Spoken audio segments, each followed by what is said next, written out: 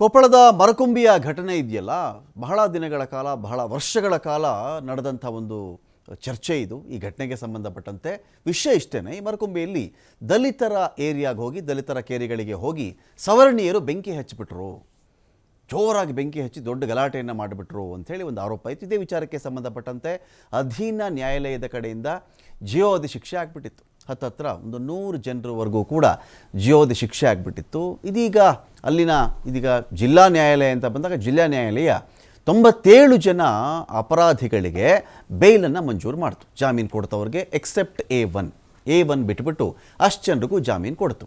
ಆಶ್ಚರ್ಯ ಏನು ಅಂತ ಹೇಳಿದ್ರೆ, ಈ ಕೆಳ ಹಂತದ ನ್ಯಾಯಾಲಯ ನೋಡಿದ್ರೆ ಇಷ್ಟೊಂದು ಜನಗಳಿಗೆ ಜೀವನ ಪರ್ಯಂತ ಜೈಲಲ್ಲೇ ಕಳೀರಿ, ಜೈಲಲ್ಲೇ ಕೊಳಿರಿ ಅಂತ ಹೇಳಿದ ಮೇಲೆ ಏಕಾಏಕಿ ಹೈಕೋರ್ಟ್ ಯಾಕೆ ಇಷ್ಟು ಜನಗಳಿಗೆ ಜಾಮೀನು ಕೊಡ್ತು ಅಂತ ಒಂದು ಪ್ರಶ್ನೆ ರೈಸ್ ಆಯ್ತು. ಇಲ್ಲಿ ಪೊಲೀಸರ ನಡೆ ಇದೆಯಲ್ಲ, ಈ ಒಂದು ವಿಚಾರದಲ್ಲಿ ಅನುಮಾನಾಸ್ಪದವಾಗಿ ಕಾಡ್ತಾ ಇದೆ. ಇಲ್ಲಿ ಏನಕ್ಕೆ ಬೇಲ್ ಆಯ್ತಪ್ಪ ಹಾಗಾದರೆ? ಅಷ್ಟು ಜನಗಳನ್ನು ಜೈಲಲ್ಲೇ ಇರಲಿ, ಅದು ಅಲ್ಲದೆ ಜೀವಾವಧಿ ಶಿಕ್ಷೆ 1 ವರ್ಷ 2 ವರ್ಷ 3 ವರ್ಷ ಕಠಿಣ ಶಿಕ್ಷೆ, ಸಾದಾ ಸಜೆ ಇದ್ಯಾವುದೂ ಅಲ್ಲ, ಅದು ಜೀವಾವಧಿ ಇರಬೇಕು ಅಂತ ಹೇಳಿದ ಮೇಲೆ ಇದೀಗ ಜಿಲ್ಲಾ ನ್ಯಾಯಾಲಯ ನೋಡಿದ್ರೆ ಇಷ್ಟು ಜನ ಆರೋಪಿಗಳಿಗೆ ಅಥವಾ ಅಪರಾಧಿಗಳಿಗೆ ಇದೀಗ ಜಾಮೀನು ಕೊಟ್ಟಿದೆಯಲ್ಲ, ಇದು ಹೇಗೆ ಅಂತ ನೋಡಿದಾಗ ಇಲ್ಲಿ ಸಾಕ್ಷ್ಯಾಧಾರಗಳು ಬಹಳ ಇಂಪಾರ್ಟೆಂಟ್ ಆಯಿತು. 96 ಜನ ಆರೋಪಿಗಳು ಗಲಾಟೆನೇ ಮಾಡಿಲ್ಲ ಎನ್ನುವ ಧಾಟಿಯಲ್ಲಿ ಇಲ್ಲಿ ಬೇಲನ್ನು ಕೊಡಲಿಕ್ಕೆ ಹಲವು ಕಾರಣವನ್ನು ಕೂಡ ಕೋರ್ಟ್ ಕೊಟ್ಟಿದೆ. ಸುಮ್ಮನೆ ಅವರಿಗೆ ಬೇಲ್ ಮಂಜೂರು ಮಾಡಿಲ್ಲ, ಹಲವು ಕಾರಣಗಳ ಸಹಿತವಾಗಿಯೇ ಅವರಿಗೆ ಬೇಲ್ ಗ್ರ್ಯಾಂಟ್ ಆಗಿದೆ. ಇಲ್ಲಿ ಏನಂತ ಹೇಳಿದ್ರೆ, 97 ಜನ ಆರೋಪಿಗಳಿಗೆ ಜಾಮೀನು ಸಿಕ್ಕಿದೆಯಲ್ಲ, ಈ ಒಂದು ಜೀವಾವಧಿ ಶಿಕ್ಷೆಗೆ ತಡೆಯಾಜ್ಞೆಯನ್ನು ಧಾರವಾಡದ ಹೈಕೋರ್ಟ್ನ ವಿಭಾಗೀಯ ಪೀಠ ಇಲ್ಲಿ ಕೊಟ್ಟಿರೋದು. ಜಾಮೀನಿಗೇನು ಕಾರಣ? ಕೇಸ್ನ ವಿಚಾರಣೆ ದಶಕದವರೆಗೂ ನಡೆದ್ರು. ನೋಡಿ, 1 ದಶಕ 10 ವರ್ಷಗಳ ಕಾಲ ಈ ಕೇಸ್ನ ವಿಚಾರಣೆ ನಡೆದಿದೆ. ಆರೋಪಿಗಳು ಯಾವತ್ತಿಗೂ ಜಾಮೀನು ಷರತ್ತುಗಳನ್ನು ಉಲ್ಲಂಘನೆ ಮಾಡಿಲ್ಲ. ಘಟನೆ ನಡೆದ ತಕ್ಷಣವೇ ಪೊಲೀಸರು ಸ್ವಯಂ ಪ್ರೇರಿತವಾಗಿ ದೂರು ದಾಖಲಿಸಿಕೊಂಡಿಲ್ಲ. ಸೋಮೋಟೋ ಆಧಾರದ ಮೇರೆಗೆ ಪೊಲೀಸರು ಕಂಪ್ಲೇಂಟ್ ದಾಖಲು ಮಾಡಿಕೊಂಡೇ ಇಲ್ಲ. ಸಾಯಂಕಾಲ 4:30ಕ್ಕೆ ಗಲಾಟೆ ಆಗಿದ್ದರೆ FIR ದಾಖಲಾಗಿರೋದು ಮಧ್ಯರಾತ್ರಿ 12 ಗಂಟೆ 15 ನಿಮಿಷಕ್ಕೆ. ಏನು ಮಾಡ್ತಾಯಿದ್ರು ಪೊಲೀಸರಲ್ಲಿವರೆಗೂ? 4:15 ಗಲಾಟೆ ಆಗಿದ್ದರೆ ಒಂದು 6 ಗಂಟೆಗೆ, ಒಂದು 7 ಗಂಟೆಗೆ, 7:15ಗೆ FIR ಆಗಬೇಕಾಗಿತ್ತಲ್ಲ.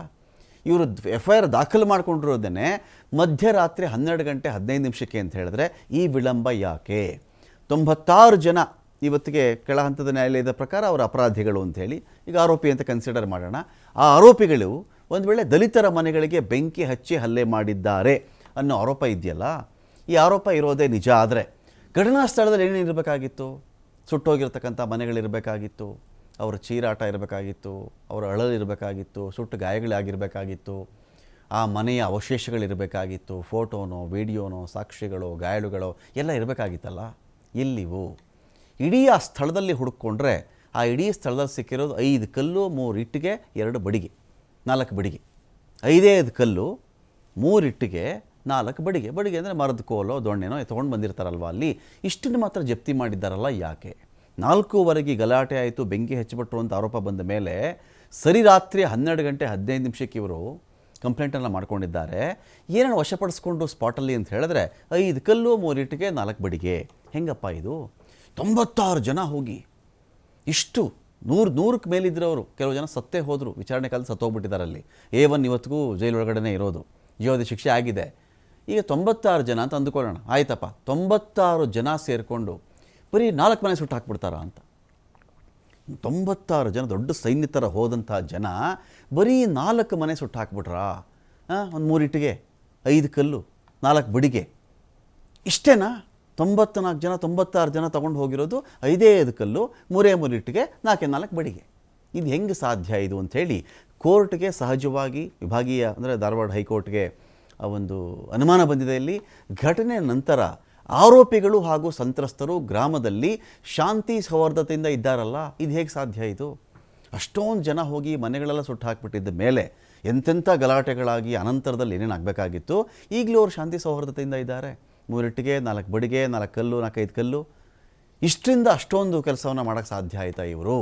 ಈ ಎಲ್ಲ ವಿಚಾರಗಳನ್ನು ಇಟ್ಕೊಂಡು ಏನು ಮಾಡಿದ್ದಾರೆ, ಇವತ್ತಿಗೆ ಅವ್ರಿಗೆ ಬೇಲ್ ಮಂಜೂರು ಮಾಡಿದ್ದಾರೆ. ಅಂದರೆ ಏನಾಗುತ್ತೆ ನೋಡಿ, ನೀವೊಂದು ಕಂಪ್ಲೇಂಟ್ ಮಾಡ್ತೀರಾ, ಅದಕ್ಕೆ ಸಂಬಂಧಪಟ್ಟಂಥ ಸೂಕ್ತ ಸಾಕ್ಷ್ಯಾಧಾರಗಳನ್ನು ಕೋರ್ಟ್ಗೆ ಕನ್ವಿನ್ಸ್ ಆಗುವಂತೆ ಕೊಡುವಂಥ ಜವಾಬ್ದಾರಿ ಕೂಡ IO ಅಥವಾ ತನಿಖಾ ಅಧಿಕಾರಿಗಳದ್ದಿರುತ್ತೆ.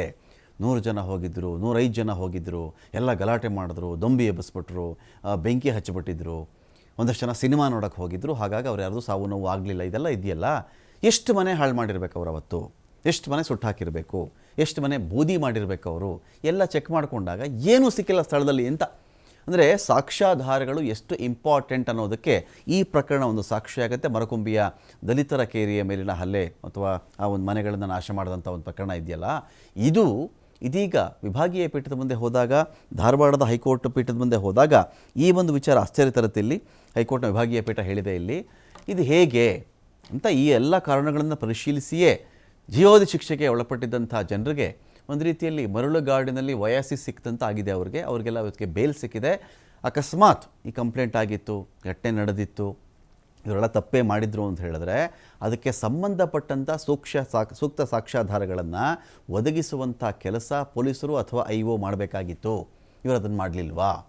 ಹಾಗಾಗಿ 4:15 ಘಟನೆ ನಡೀತು ಅಂದರೆ ರಾತ್ರಿ 12 ಗಂಟೆ 15 ನಿಮಿಷಕ್ಕೆ ಕಂಪ್ಲೇಂಟ್ ಮಾಡ್ಕೊಳ್ತಾರೆ. ಕೋರ್ಟ್ ಮುಂದೆ ಏನಿದೆಯಪ್ಪ ಸಾಕ್ಷಿ ಇದಕ್ಕೆ, ಹೊಡೆದಿದ್ದಕ್ಕೆ ಬಡಿದಿದ್ದಕ್ಕೆ, ಹೊಡೆದಿದ್ರು ಬಡಿದು ರಕ್ತ ಬಂದಿರುತ್ತೆ, ಮೂಳೆ ಮುರಿದಿರ್ತಾರೆ, ಡಾಕ್ಟರ್ ಸರ್ಟಿಫಿಕೇಟ್ ಇರಬೇಕಾಗತ್ತೆ, ಮನೆಗಳಿಗೆ ಬೆಂಕಿ ಹಚ್ಚಿದ್ರೆ ಫೋಟೋ ಇರಬೇಕಾಗತ್ತೆ, ವಿಡಿಯೋ ಇರಬೇಕಾಗತ್ತೆ, ಯಾರನ್ನ ಜನ ಸಾಯಿಸಿದರೆ ಅದ್ರ ಬಗ್ಗೆ ಸಾಕ್ಷ್ಯ ಇರಬೇಕಾಗುತ್ತೆ, ಡೆತ್ ಸರ್ಟಿಫಿಕೇಟ್ ಇರಬೇಕಾಗುತ್ತೆ, ಪೋಸ್ಟ್ಮಾರ್ಟಮ್ ರಿಪೋರ್ಟ್ ಇರಬೇಕಾಗುತ್ತೆ. ಎಲ್ಲರಪ್ಪ ಅಂದರೆ ಏನೂ ಇಲ್ಲ. ಕೊಟ್ಟಿರೋದು 3 ಕಲ್ಲು, ಒಂದು 4 ಇಟ್ಟಿಗೆ, ಒಂದು 4 ಬಡಿಗೆ, ಇದನ್ನು ಕೊಟ್ಟುಬಿಟ್ಟು ಇಷ್ಟು ದಿನ ಈ ಕೇಸ್ ನಡೀತಾ ಅಂಥೇಳಿ ಕೋರ್ಟು ಒಂಥರ ದಿಗ್ಭ್ರಮೆ ಆಗಿರುತ್ತೆ. ಇಷ್ಟು ಜನಗಳಿಗೆ ಇದೀಗ ಬೇಲನ್ನು ಮಂಜೂರು ಮಾಡಿದೆ.